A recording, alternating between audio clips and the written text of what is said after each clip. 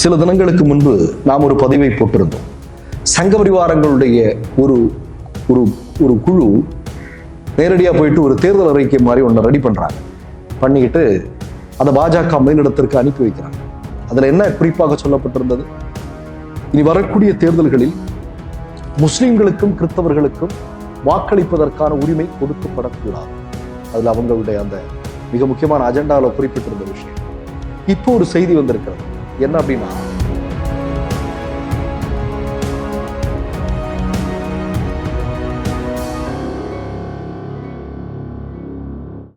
Malaysia, Singapore, Dubai நாடுகளில் குடியுரிமை வேண்டுமா? வெளிநாடுகளில் வெற்றிகரமாக இயங்கிக் கொண்டிருக்கும் பெரும் தொழில் நிறுவனங்களில் முதலீடு செய்ய விரும்புகிறீர்களா? பொது வர்த்தகங்களில் ஏற்றுமதி இறக்குமதி செய்ய வேண்டுமா? உடனடி தொடர்பு கொள்ளுங்கள்.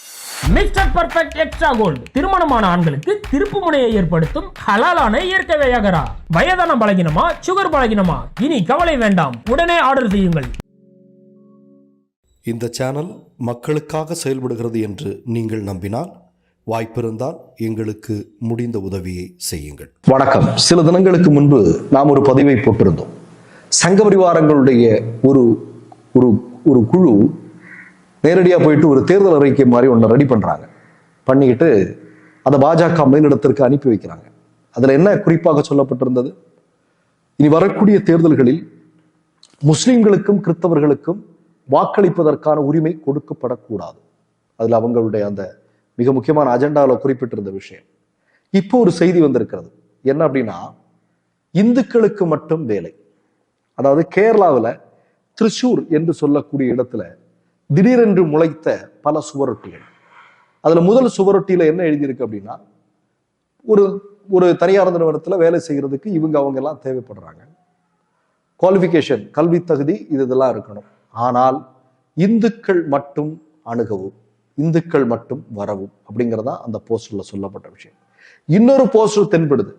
பிரபலமான ஹோட்டலுடைய கிளை ஒன்று சென்னையில் இயங்கி கொண்டிருக்கிறது.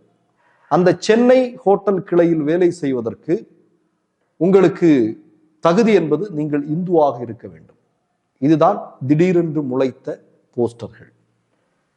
எப்படி போய்கொண்டிருக்கிறது என்பதை பாருங்கள். நான் வந்துட்டு பல காலமா சொல்லிட்டு இருக்கிறேன், இந்த 2024 பாராளுமன்ற தேர்தலில் பிஜேபி வீட்டுக்கு போறது அப்படிங்கிறது பெரிய விஷயம் இல்லை. அதை செய்யத்தான் போகிறார்கள் மக்கள். ஆனால் பாஜகவும் RSS சேர்ந்து இந்த 10 வருடத்துல இந்தியா என்று சொல்லக்கூடிய ஒரு மதச்சார்பற்ற நாடை, உலகின் மகத்தான ஜனநாயக நாட்டை பாழ்படுத்தி சீரழித்து வைத்திருக்கிறார்கள். அதை சரி செய்வதற்கு பல காலங்கள் ஆகும். பாருங்க எவ்வளவு துணிச்சல் வேணும்னு பாருங்க. நம்ம எல்லாம் பார்த்துருக்கிறோம்.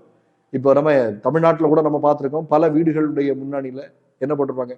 வெஜிடேரியன்ஸ் ஒன்லி, இல்லையா? முஸ்லிம்களுக்கு வீடு கொடுக்கறது கிடையாது, சினிமாக்காரர்களுக்கு வீடு கொடுக்கிறாரு. இதை மாதிரி நிறைய விஷயங்கள் எல்லாம் உண்டு. அதெல்லாம் போய் இன்னைக்கு என்ன நிகழ்ந்திருக்கிறது அப்படின்னா, வேலை வாய்ப்பு இருக்கிறது, ஆனால் அவர்கள் இந்துக்களாக இருக்க வேண்டும். இது யாரு செஞ்சிருக்கா அப்படின்னா, ஒரு ஹிந்து சேவா சங் அப்படின்னு சொல்லக்கூடிய ஒரு குரூப். இவனுங்க தான் இந்த மாதிரியான ஒரு சுவரொட்டியை ஒட்டி இந்த மாதிரியான விளம்பரத்தை கொடுத்துருக்காங்க. இவனுங்களுடைய இந்த வெப்சைட்டுக்குள்ள போய் பார்த்தா அந்த அளவுக்கு நம்ம எல்லாம் நடுங்கிடுவோம். ஒரு ஒரு ஒரு அதாவது பயப்படுற அளவுக்கான போஸ்டரும் இமேஜுகளும் வச்சு அவனுங்க நிறைச்சு வச்சிருக்காங்க. அவனுங்க தான் இப்ப இந்த மாதிரியான ஒரு செய்தியை வெளியிட்டிருக்கிறார்கள். இங்க வேலை செய்யறதுக்கு ஆட்கள் தேவை, ஆனால் அவர்கள் இந்துக்களாக இருக்க வேண்டும் அப்படிங்கிறதா அதோடைய குவாலிஃபிகேஷன் சொல்லி அனுப்புறாங்க. நான் இதை பார்த்த எனக்கு ஒரு பக்கம் சிரிப்பு வருது. என்ன தெரியுமா? 2014 மோடி இதே மாதிரிதான் 2 கோடி பேருக்கு வேலை கொடுப்பேன்னு சொன்னாங்க.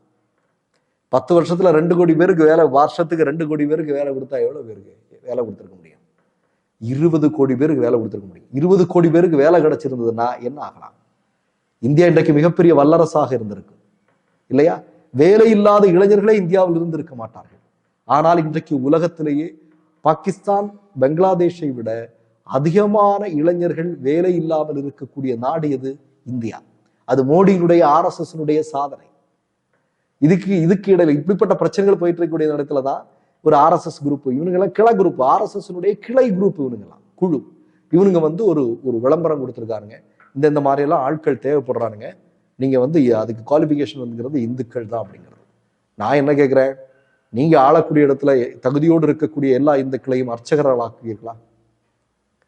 வர்ணாசிரம் உத்தரப்பிரதேசத்திலையும் குஜராத்திலையும் எல்லா வேலைகளையும் எல்லாரும் செய்யணும் அப்படிங்கிற ஒரு விஷயத்தை நீங்க கொண்டு வர முடியுமா? பேசினா நம்ம நிறைய பேசிட்டே இருக்கலாம் இல்லையா? இவர்கள் யார் என்பது எல்லோருக்குமே தெரியும். பாஜக என்று சொல்லக்கூடியது யார் என்பது இந்தியாவில் இருக்கக்கூடிய பெரும்பான்மையான இந்து சகோதரர்களுக்கு தெரியும் இல்லையா?